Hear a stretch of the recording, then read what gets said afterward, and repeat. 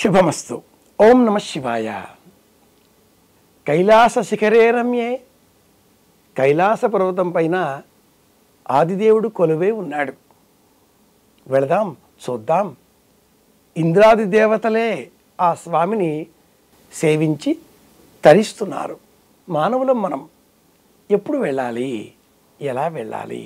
ఏ విధంగానైతే సనాతన ధర్మంలో పుష్కర కాలం 12 ఏళ్లకు ఒకసారి శిఖర స్నపనం నిర్వహిస్తారో, పుష్కరాలు నిర్వహిస్తామో, అదేవిధంగా 13 సంవత్సరాలకు ఒకసారి కైలాస దర్శనం చేయగలిగితే ఆ జన్మ ధన్యమైనట్లే, ఆ జీవుడికి శివానుగ్రహం సంపూర్ణంగా లభించినట్లే.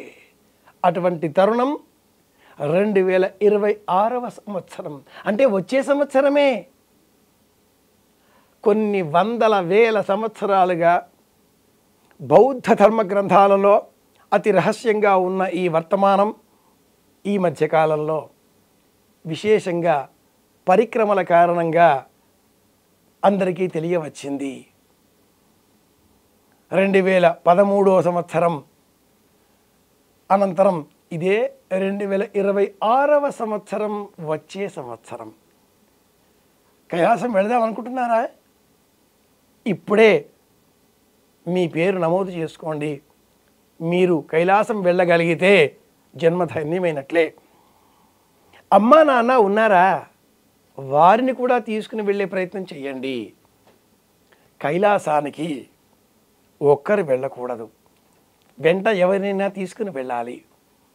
ప్రతి సంవత్సరం వెళ్ళాలి అన్న తాపత్రయం ఉంటుంది. వెళ్ళగలమో లేదో 13 సంవత్సరాలకు ఒకసారి వచ్చే ఈ అమోఘమైన అశ్వ సంబంధితమైన సంవత్సరం, అశ్వ సంవత్సరంలో హార్స్ ఇయర్ అంటారు బౌద్ధ ధర్మంలో. ఈ ఒక్క సంవత్సరం పరిక్రమ చేస్తే చాలు, 13 సంవత్సరాల పరిక్రమ చేసిన పుణ్య ఫలం మనకు లభిస్తుంది, పరమేశ్వర అనుగ్రహం లభిస్తుంది. కనుక హర హర మహాదేవ, శంభో శంకర అంటూ పరమేశ్వర దర్శనం చేద్దాం, కైలాస పరిక్రమ చేద్దాం, శివానుగ్రహాన్ని పొందుదాం. శుభమస్తు. ఐ డ్రీమ్ ప్రేక్షకులకు నమస్కారం. కార్తీక మాసం శుభాకాంక్షలు. గురుగారు నమస్కారం. గురుగారు నమస్కారం. అబ్బాయి గురుగారు, కార్తీక మాసపు ఈ కార్తీక పురాణంలో 28వ అధ్యాయంలో సుదర్శన చక్రం యొక్క పాత్ర ఎంతవరకు ఉంది గురుగారు? కథ అంబరీషుడిది, కథ దుర్వాసుడిది, కథ విష్ణువుది కూడా. అలాంటప్పుడు కథ సుదర్శన చక్రానిది కూడా అవుతుంది. సుదర్శనం అని ఒక మారు ఎప్పుడో మనం జ్ఞాపకం చేసుకున్నాం. మంచి మార్గాన్ని ఉపదేశం చేసేది. అవును గురుగారు. విష్ణువు చేతులు ఎత్తేసాడు, నా చేతిలో ఏముందయ్యా అనేశాడు. అంబరీషుడు ప్రాయోపవేశం చేయడానికే సిద్ధపడిపోయాడు. ఇక నాకు మరణం తప్ప మరో మార్గం లేదు, నిజమే, అతిథిని నిర్లక్ష్యం చేశాను. దుర్వాసుడికి పశ్చాత్తాపం కలిగింది. ఇంత కోపం ఎందుకు వచ్చింది నాకు అనవసరంగా? అయ్యయ్యో అయ్యయ్యో. ఈశ్వరాంశ సంభూతుడు దుర్వాసుడు, సాక్షాత్తు శివుడే. విష్ణువైతే సరే సరే కాబట్టి ఈ మాసం హరిహర మాసం. ఈ నలుగురిలో సుదర్శనం ఒక్క అడుగు ముందుకు వేసి దుర్వాసుడికి మార్గోపదేశం చేసింది. ఓ అధికారితో పనిముండి మనం పోయినప్పుడు ఆ అధికారి మన దర్శనం కూడా ఇవ్వడు, లోపలికి కూడా రానివ్వడు. ఒకవేళ వెళితే మరో అధికారి దగ్గరికి వెళ్ళు అంటాడు. ఆ అధికారి ఇంకో అధికారి దగ్గరికి ఇలా శాఖాచంకరణం కొమ్మ మించి కొమ్మ మీదకి మనల్ని పంపిస్తూ ఉంటారు. మరి మనకు మార్గోపదేశం చేసేది ఎవరు? ఆ కార్యాలయంలో పనిచేసే ఒక చిన్న స్థాయి ఉద్యోగి. సార్ నా మాట వినండి, వీరితో కలవండి, మీ పని అయిపోతుంది. ఈ సమయంలో కలవండి, ప్రశాంతంగా ఉంటారు, మీ మాట వింటారు. అక్కడ విష్ణువు, ఇక్కడ సాక్షాత్తు దుర్వాసుడు శివుడు, అక్కడ సాక్షాత్తు అంబరీషుడు జ్ఞాని, బ్రహ్మ సమానంగా ఉన్నవాడు. అలాంటప్పుడు బ్రహ్మ విష్ణు మహేశ్వరులు ఈ ముగ్గురి మధ్యన చిన్న ఉద్యోగి సుదర్శనమే. సుదర్శన చక్రం దుర్వాసుడికి మార్గోపదేశం చేసింది. అబ్బాయి, నీవు వెళ్ళి అంబరీషుడినే ప్రాధేయపడితే, వేడుకుంటే, అంబరీషుడి కారణంగా శ్రీమన్నారాయణమూర్తి తన కోపాన్ని తగ్గించుకుంటాడు, నన్ను వెనక్కి తీసుకుంటాడు.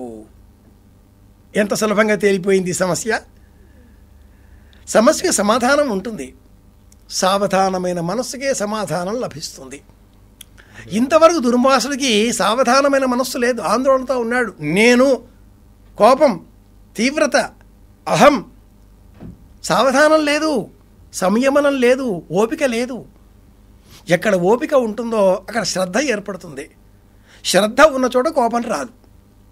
ఒకవేళ కోపం వస్తే మంచినీరు త్రాగాలి. ఇది ఈ 28వ అధ్యాయం ద్వారా మనమంతా నేర్చుకోవలసిన అంశం. పురాణ కథలన్నీ కథల్లాగా కాకుండా జీవితానికి అన్వయించుకున్నప్పుడు ఇంత సూక్ష్మమైన జ్ఞానం ఇందులో ఉంది కదా. ఎలా? మంచినీరు మండే జ్వాలపై నీరు చిలకరిస్తే ఆ జ్వాల చల్లారుతుంది. కొంచెమే చిలకరిస్తే జ్వాల రెట్టింపు జ్వాలలతో ఎగిసి పడుతుంది. జ్వాల స్థాయిని అనుసరించి నీరు ప్రయోగించాలి. కాబట్టే మనవారు నీరు త్రాగాలి అన్నారు. పూజలు చేసే సమయంలో కూడా అబ్బాయి మధ్య మధ్య ఉదకపానీయం సమర్పయామి అంటూ ఉంటాంగా. ఇది అంతరార్థం. ఈ కథలో సుదర్శన చక్రం పాత్ర చాలా విశేషమైనది. అందుకే మనం సుదర్శన హోమం కూడా చేస్తూ ఉంటాం. ఏ దివ్యక్షేత్రాలకు వెళ్ళినా శివకేశవ అభేదం కనుక రామేశ్వరంలో కూడా సుదర్శన హోమం చేయవచ్చు. విష్ణుమాలయాలలోనే చేయాలి అని ఎక్కడా చెప్పబడలేదు. మంచి మార్గం కావాలి. సుదర్శన మహాజ్వాల 14 రుక్కులతో ఉండేటటువంటి సుదర్శన కవచాన్ని కూడా మనం పారాయణ చేస్తే కార్తీక మాసంలో శుభం కలుగుతుంది. ఈ కథ ఇలా సుఖాంతంగా మారుతుంది. సుదర్శనం ఇది విశేషం. గురుగారు 28వ అధ్యాయంలో సుదర్శన చక్రం యొక్క పాత్రకి ఇంత విశేషత ఉందని తెలియజేశారు గురుగారు. చాలా సంతోషం. ధన్యవాదాలు గురుగారు. కృష్ణార్పణం.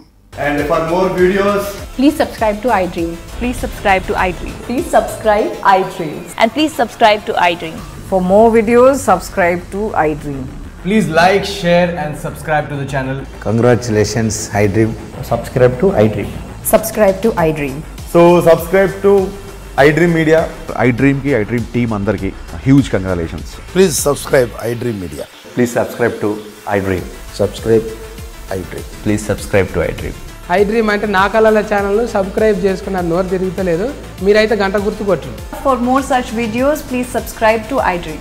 Subscribe to iDream. Please subscribe to iDream. Please subscribe iDream Media. Please do subscribe to iDream. Please subscribe to iDream Media. For best entertainment and information, please subscribe iDream. And don't forget to subscribe to iDream.